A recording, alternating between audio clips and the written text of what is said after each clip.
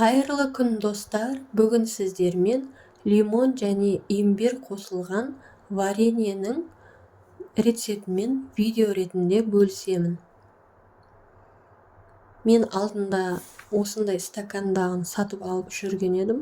Кейін үйде лимон мен имбир болып, қолдан жасадым. Өте оңай, өте мол шығады. Менде 1,5 лимон болды.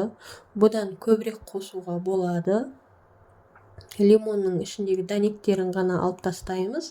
Басын, аяғын кесіп алып, жуып тазалап, және де имбирді қабығын ашып, ірі етіп турап дайындап аламыз. Екеуін ет тартқыштан өткізуге де болады, немесе блендерден майдалап алуға болады.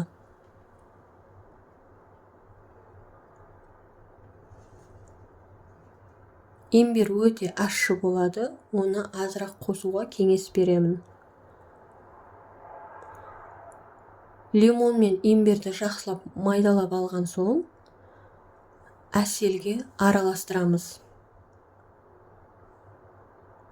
Әселге жақсылап араластырып, стакандарға салып, қақпағын жауып, холодильникте сақтауға болады. Міне менде осында сұйық варенье шықты.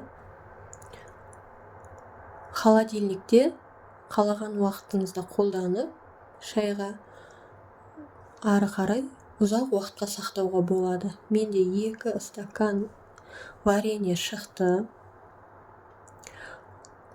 Қыстың күні күн суықта жиі қолданамыз біз.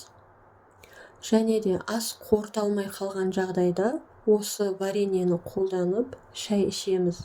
Астың қорытылуына көмектеседі. Жасап көріңіздер, дәмі өте әдемі шығады және мол шығады. Видео ұнаса, лайк басып, комментарий қалдыруды ұмытпаңыздар.